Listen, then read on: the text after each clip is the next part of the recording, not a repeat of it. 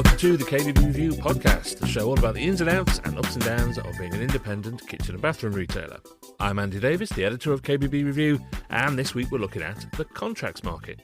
Now, it can be a lucrative way to grow and diversify a retail business, but working with builders, developers and contractors can be a completely different world. The promise of repeat business and larger projects sounds great, but the challenges not so much. Tighter margins, faster turnaround times, and the need for completely different systems, processes and even terms. So in this episode, we're exploring what it really takes to build successful relationships with the trade, from winning contractor business and managing projects effectively to avoiding the common pitfalls that catch retailers out. So here are our Fab Four. We've got Nick Warrington from Stuart J. Warrington in Macclesfield. Hello, Nick. Hello, Andy. We've got Liz Pantley-Jones from Lima Kitchens in Milton Keynes. Hello, Liz. Good morning, Andy. You can't see this at home, but Liz has a blanket across her knees. It's freezing. That's how cold it is in Milton Keynes today. We've got Steph Warner from Pier 1 Bathrooms in Hove. Hello, Steph. Hi, Andy. Where it's really warm and hot. It seems to always be that way. And back from his epic road trip, it's Trevor Scott from RFK in Rugby. Hello, Trevor. How are we doing, guys? Doing all right. And you are officially back in your own kitchen. Indeed, yes. Now, a little warning in advance. My next-door neighbours decided to have their loft converted, and they've started this morning. So if you hear scaffolding poles throughout this, that's what's going on right now. They could have been considerate and waited for another half an hour, but there we go. Right, let's get into it. We're going to talk about contracts market and stuff today. Trevor, you've got an actual contracts division at RFK, so we'll come to you in a minute. But let's see how much the rest of you do. Liz, where do builders, contract market, etc. fit in with Lima? We work with small builders on small developments or individual properties. In terms of going into larger contracts, we've steered clear. We've tried, but then they want to take the entire design element out and they want you to discount and they want terms, and it just doesn't work with our business model. It leaves us too vulnerable. So we've steered clear of that. But we do get quite a good set of repeat business from independent, smaller builders and interior designers and things. Nick, when we talked about this subject a little bit at the end of last week, you said that you hated working with builders.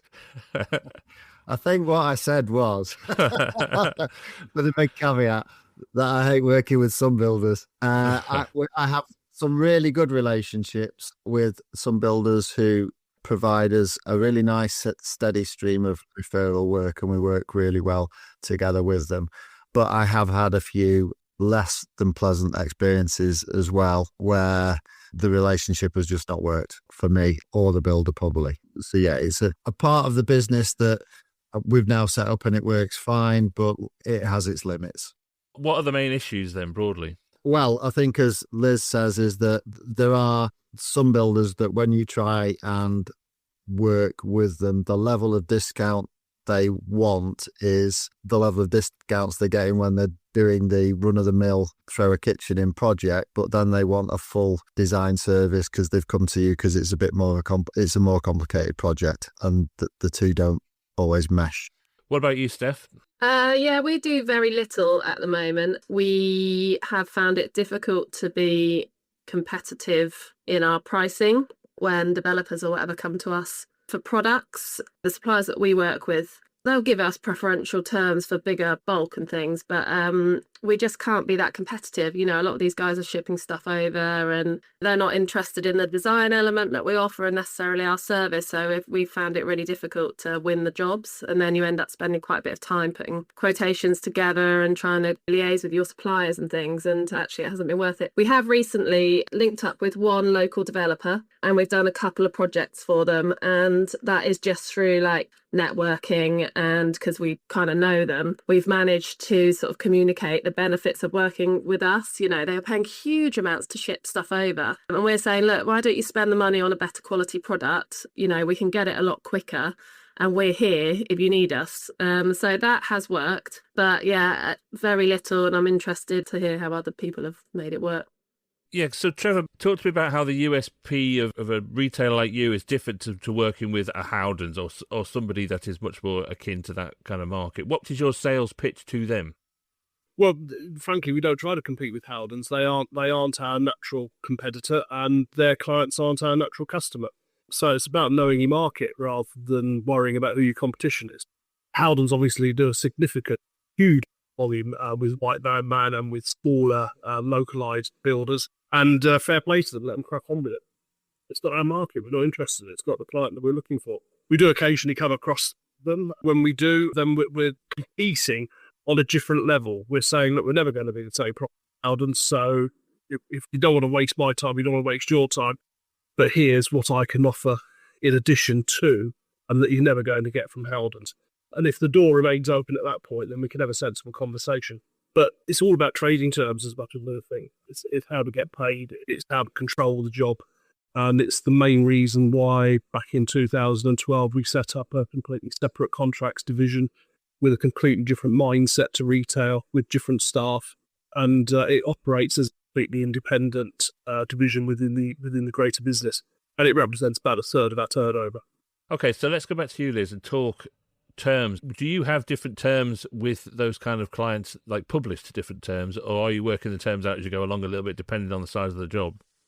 Terms are the terms, end of. So as a business, we are a cash business. We don't operate on finance at all. So if we start having delayed payments, then it could severely impact everything. So yeah, our terms are our terms. We don't change them. We offer extra discounts to the trades, but that's about it. And the benefit to them is that they know they're going to get a better product, better design, service. And they kind of like the flexibility as well.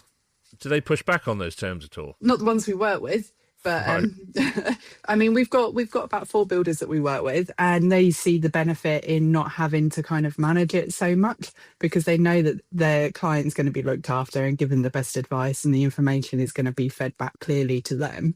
So it just means that they're a little bit less in the loop. And the terms are a big reason as to why we've not gone into bigger developments, because we're not prepared to change our business model for that line of work. Steph, are you akin to that? Are you terms are our terms, or are you dealing with them differently? No, we do the payment a bit differently. Well, we construct our quotes a bit differently in that we would, work out what our cost price is and then just add the margin on. So that side of it we would do differently, but our terms are our terms. So yeah, it's similar really. We wouldn't change the way that we work or be particularly more flexible in that way. I think we have to protect our terms when we're, such a small business. Maybe that's an issue.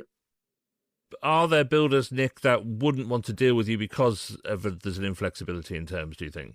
Yeah, I think there are. When I first took over here, I got a project within the first couple of years. Really excited about it. Big barn conversion. Came in, designed all the kitchen. They were selling the barn conversion on. So we designed the kitchen, but then allowed the buyer to have some final tweaks. Terms agreed. Usual terms, so protecting the cash flow to ensure that I was getting paid before the job was finished. And then on the last instalment, we templated for the quotes. The builder wouldn't pay, tried to change the terms and say, I'll pay when it's done. We had a bit of a Mexican standoff for about 2 weeks. And in the end, we parted ways with him not paying the instalment and him not getting his quotes as a consequence. So that was a bitter experience, but a good learning experience, because the conversation went along the lines of, why would I pay you for something that I've not had yet? And my conversation was, well, why would I give you something when your accounts say that your net assets are about minus £250,000?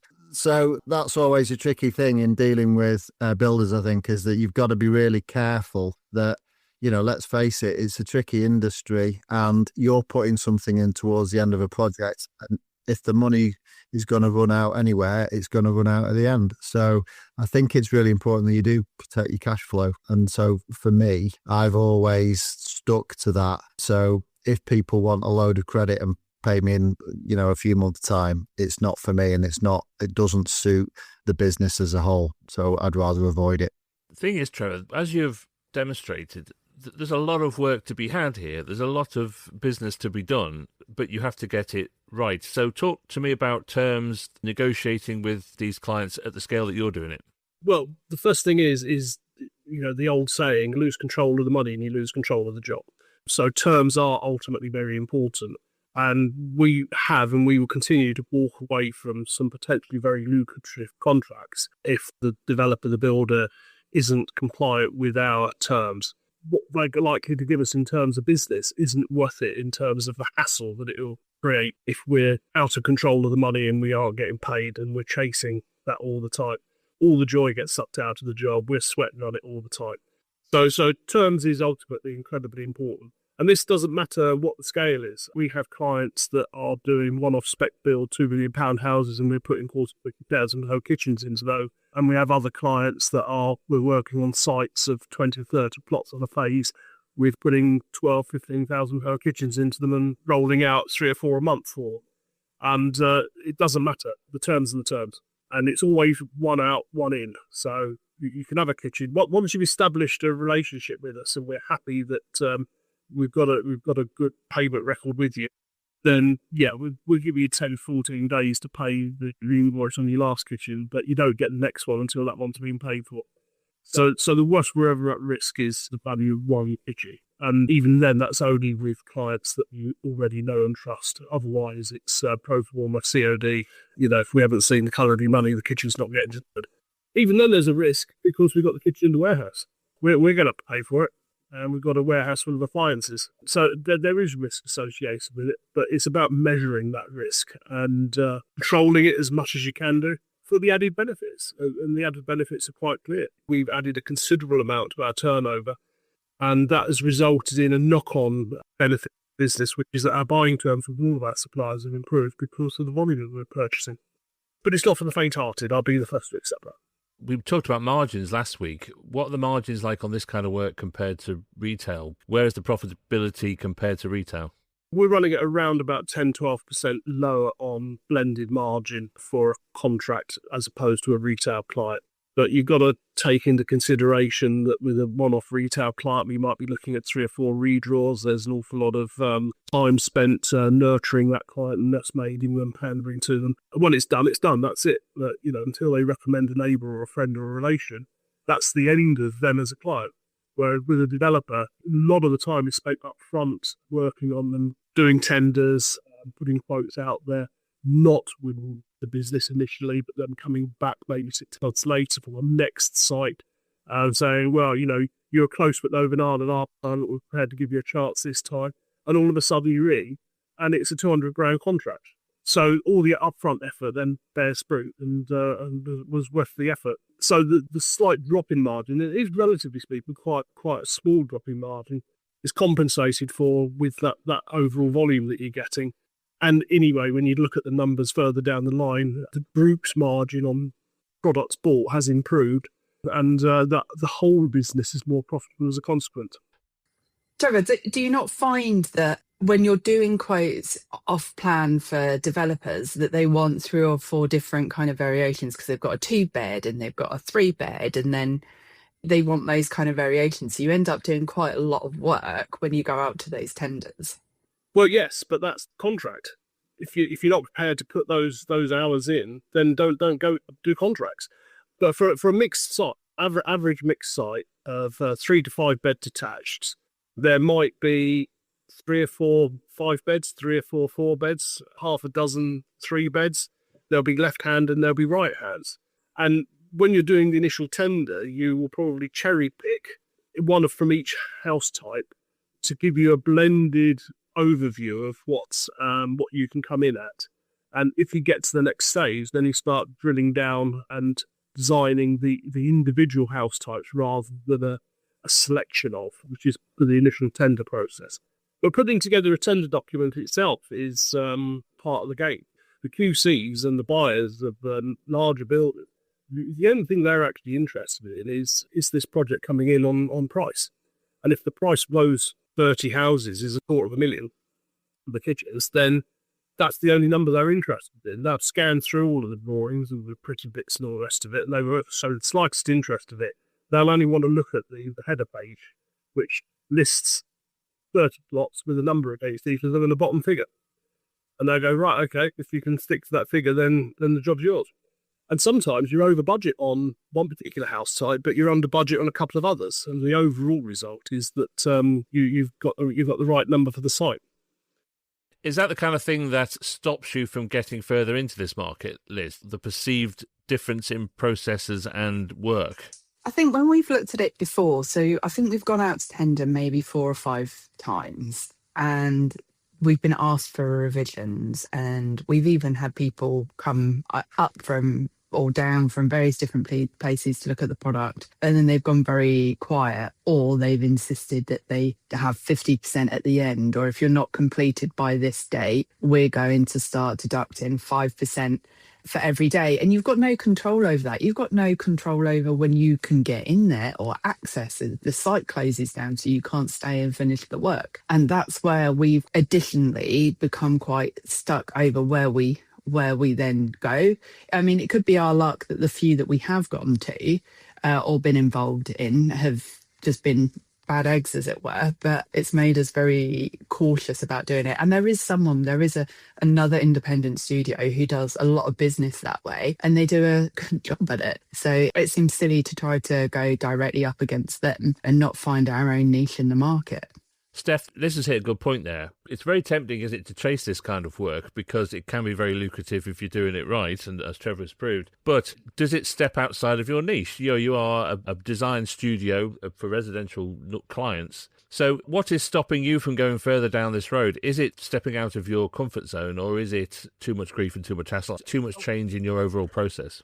I think the main thing for us is that, yeah, we do have a niche. You know, we sell ourselves as a sort of mid to high end design company. And so therefore, as I said, naturally, the suppliers we work with make us less competitive. So we would need to adjust probably the suppliers that we work with, find more suppliers. But I think the main issue for us is like the logistical side of it, because we have a moderately sized showroom, but we've got a warehouse at the back of the showroom and then a separate warehouse off site. You know, when we get all of our deliveries into our showroom at the moment. And when you're getting, 20 pans turning up and there's no room out the back and you're trying to get them into the van because you've got somebody coming into the showroom for a design presentation, is that kind of side of it that we would need to address. And it makes it difficult to do that because we kind of dabbling in it at the moment, and then it kind of disrupts the showroom team a bit. So I think that is what you're talking about. You need a separate division almost, don't you? And separate staff, because we're starting to irk our operations manager a bit, because she's like, actually, I can't deal with this. I can't get these pans anywhere. So it's that for us. It's a bit more about our processes and logistics and the way that we would adapt that. That's the main challenge. Nick, does this sound right? It's the two things just don't really meet very well together in terms of day-to-day process. Yeah, I think it's the same no matter where you are, is you kind of find your niche. I think I've gone more down this route as I've progressed.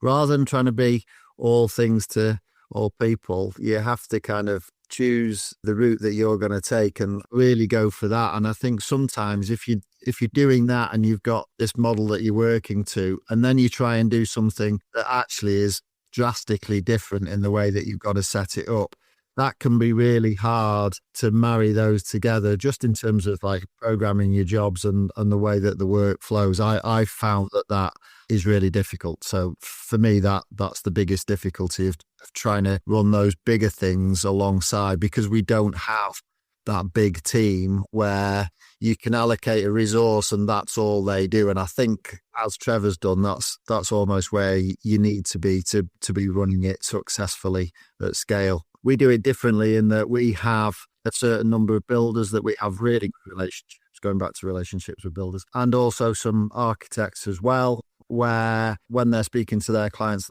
say, we want a kitchen, who do you recommend? Then we get quite a lot of referral work in that way. So we do quite a lot of work at risk, off-plan design before, there's even been a shovel in the ground. And again, that's a risk that you take because it might not go anywhere, but we do it. But that's been really fruitful for us. But the whole process of doing that design is no real difference to our day-to-day design work anyway. So it all works really well, other than that some of those jobs end up being 12 months down the line rather than 2 or 3 months down the line. All right, so Trevor, you must have been in this position a while ago where you made a decision that for this to go anywhere, you're going to have a separate team of people doing it. So talk me through that train of thought and what is required if you want to go down that route. Well, I saw an opportunity, and this is back in 2012, off the back of the session that had just finished. And I saw that there were any number of developers who now needed a better product and a better offer in order to help them sell their houses over and above the more mass market builder who to this day do still have no interest in supplying. And on any blended site, you're going to have the Bloors, you're going to have David Wilsons, you're going to have the Davidsons, you're going to have the large-scale national builder Barratts, Bovarts, whatever. But tucked away in a corner is going to be Fred Jones from Open Builder, who's knocking up a dozen niche houses that are all a little bit cut above the mass market. They're the client that need a different kitchen and a different approach. And like Steph, they need a different bathroom as well. They're the ones that are looking for an alternative supplier that can offer them a more personalised service than the large-scale national kitchen suppliers that's supplying to the volume end of the market. And that's where we slip in. Even then, you've still got to have that relationship, and there's no trust involved. I still don't trust any of my clients further than I can throw one of their bricks. But that said, you build relationships. You end up having very good relationships with some of them. Others fall by the wayside. Every now and again, you get one that collapses and tries to take you. But, you usually are far enough ahead of the game to be aware that it's coming and can limit your risk by going, I'm sorry, but that's the last one you get in on credit day. You've paid for it. The next one's pro forma. And if they don't pay, then they don't get the kitchen. They'll have to go to a different supplier to finish the site. And then they go bust. And that's not our problem. We haven't lost any money. Now, if you go back for the first nearly 20 years to be running the business, I vowed never to run a contracts business. I was schooled in contracts. It was pretty much where I started. First two jobs in the industry were both with specialist suppliers into the contract and developer market. And a company that I went to work for in Leicestershire after I left Burbage, their biggest customer was a well-known national builder based in Leicestershire, and we're recorded for that. In that recession at the beginning of the 90s, they went from calling off 20 kitchens a month to 2. Because they stopped building for stock and putting kitchens in on a regular basis, and they started sell a house, build a house. So the flow of kitchens literally dried up overnight. And I was working as sales director for this company that was going along like a steam train, and it just suddenly slammed into a brick wall, stopped dead. And of course, all the debt just piled in over the top of it and put them out of business. They've been going over 30 years. And they were put out of business by one builder changing its policy overnight. So I vowed that I was never going to put myself or my business into that position when I started it. But I saw an opportunity, knew that I needed to set it up and run it completely differently to retail. Different designers. Our retail designers are great, but they haven't got any interest in long-term B2B negotiations with developers. It's a pain in the butt to them. So we keep it apart. And we have a completely separate team. They're in a different building. And how many are in that team? 3. On the admin and design side. So we've got Toby, my son, who basically took over from me as head of contract sales. He's our sales director. He's got a CAD technician, and then we've got an office order process manager and after sales. And then we share the other resources with the rest of the business, which is warehousing and delivery staff and such like. Contracts has its own teams of installers. And again, our contract installers are different to our retail installers. Retail installers don't want to go anywhere near a building site, on a wet February. Whereas our contract installers don't want to go anywhere near Mr. and Mrs. Smith. It's horses for courses, and you just round peg, round hole, square peg, square hole. And do you find that when retail is down, contracts are up? Do they compensate for each other in a variable market? There is a yo-yoing. Sometimes it is that one's up and the other down. Sometimes they're both down. Sometimes they're both up. But that's the nature of the beast in the last few years. I mean, during COVID, we were very busy with contracts, albeit that timescale when they had to stop work. Immediately post-COVID, we were pretty good. But then it fell off a cliff for about 18 months because no new sites were coming through, because there hadn't been any planning put in, there hadn't been any infrastructure put in. And sites themselves were a year, 18 months behind. So there was a lag. And we fell off the cliff for contracts. I mean, our turnover contracts halved for 18 months. And then it's come back again now. And our last quarter was our best ever quarter in contracts. So there's obviously a variableness to it. But it sounds to me, though, Liz, that the actual investment there in infrastructure isn't actually huge. Trevor's doing a chunk of money there. What's stopping you, if you know what I mean? So a couple of years ago, after COVID had gone kind of by the wayside, we were left with a large warehouse, which we needed less space for.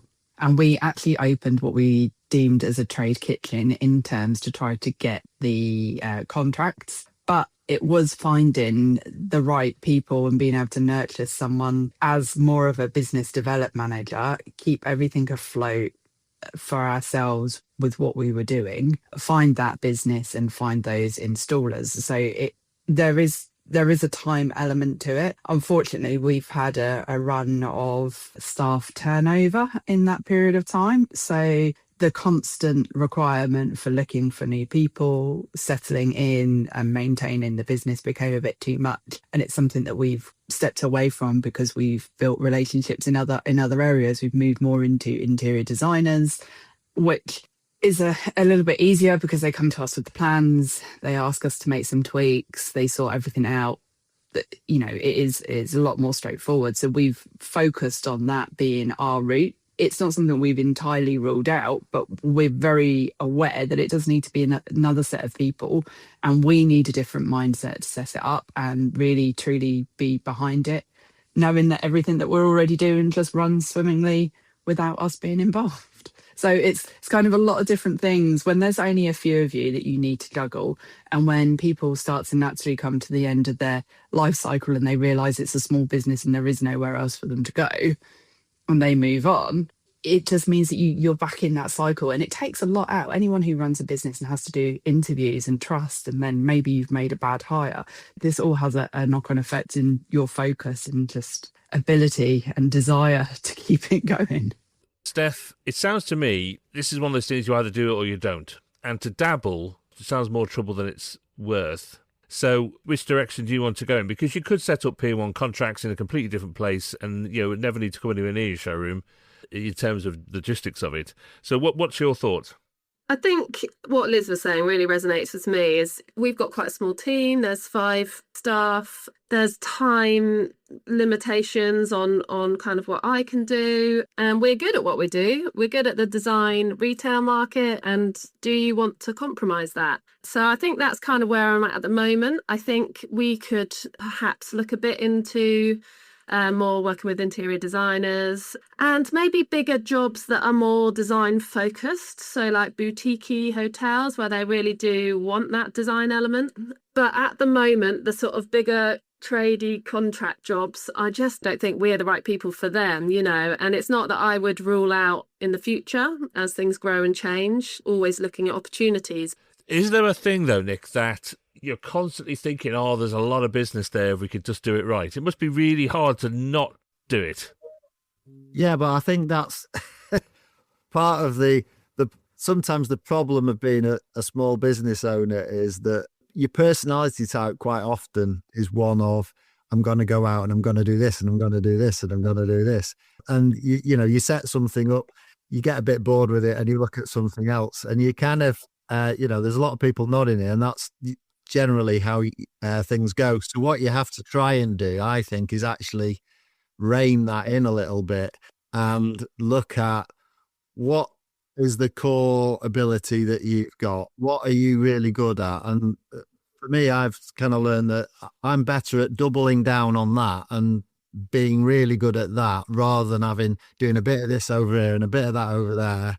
I've tried it and it doesn't work for me. Whereas what I have found is that if I say, and I've had this conversation before, if I look at the local market, am I selling every sort of upper mid kitchen available in the local area? No, I'm not. Well, I'll try and get some more of those, I think, before I'll try and go and get a load of contract work. Because again, talking of team size, the team that Trevor describes doing the contract work, that's the size of my team where we're doing the retail.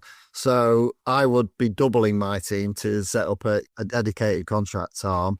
So for me, it's more about focusing on what I'm good at, getting better at that and increasing the revenue from there. If opportunities come along, I'll consider them, but I'm not chasing them because I've spent a lot of time over the last 12 or 18 months reining myself in from doing that and just sort of focusing on our core business and making sure that is really strong and really consistent. I wouldn't disagree with that. And indeed, we had to get to a certain scale before I was prepared to enter into a market that I'd stayed well clear of for the best part of 20 years. So, yes, I understand, I get it, and it isn't for everybody. But there is a niche part of the market that all of you could approach and do so without it really impacting on your general day-to-day business, which is the high-end spec developer who is perhaps building 3 or 4 detached £2-3 million houses a year with 4 high bedrooms, a granny annex, etc., etc. And they want they want for their clients the full retail experience. So once you've won them over and convinced them that you are the right way to go, and you dangled the carrot of a standard design for £30,000 and £40,000 at almost full retail margin, you then start working on a retail level almost with their end consumer. And it's all built into the contract in terms of how you manage it. But you've now got the end user coming into your showroom who's being presented just like a retail client and upspends. And that £30,000, £40,000, £50,000 high-end developer kitchen suddenly becomes a £50,000, £60,000, £70,000 extremely high retail kitchen with a lot of margin in it for you for all of the extras. And it's very well worth the effort then. And then that developer is also the sort of developer who is probably building £250,000 extensions for high-end house owners, who is now recommending you as the nominated kitchen supplier or bathroom supplier to their clients, who come to you as a consequence of the developer rather than the other way round, you being introduced to the builder by the client who happens to have stumbled across you as a retail client. So there are ways that you can do it if you're in pure retail that won't really impact on your general business, but can bear a lot of fruit. And Steph, in your case, there's got to be builders down in Brighton and the South Downs area that are out there that are doing these sort of scattered projects. And for every kitchen, there's 5 bathrooms in that kind of property. I was going to say, though, from what Trevor's just said, does that not mean that local kitchen retailers and bathroom retailers should actually be talking to each other and forming relationships, recommendations between each other, rather than just being too scared to approach each other? Oh, no, that's a different one altogether. It is. I mean, yeah, the weird one is right, our contract business, which is substantial by our scale, but still insignificant in comparison to some of my peer group who are still independent retailers with multiple branches that have got even bigger contracts divisions than we've got. But I do very little business in rugby with developers. Rugby's been sewn up like a kipper for the last 35 years by a couple of local firms where they're all incestuously related to each other. And I can't get a look in. I can't get a look in any of those contracts. Most of our work is 20, 30 miles away. It's just one of those weird anomalies. Who is it that you think we should kind of be approaching and focusing our attentions on to get these sort of bigger residential projects? Is it worth linking up with architects, estate agents, or going for the developers themselves? Where would you aim your attentions? To be fair, it's a mixture of all three. There is a list. I can't go into details of how you get this list here because I haven't got the information at my fingertips. But there is a list of developers and builders that would be out there for your area. And you can do a quick overview of all of them and go, right, 9 out of 10 of them aren't suitable for us. But there you go. Those 3 are building the sort of houses we ought to be supplying bathrooms to or kitchens to.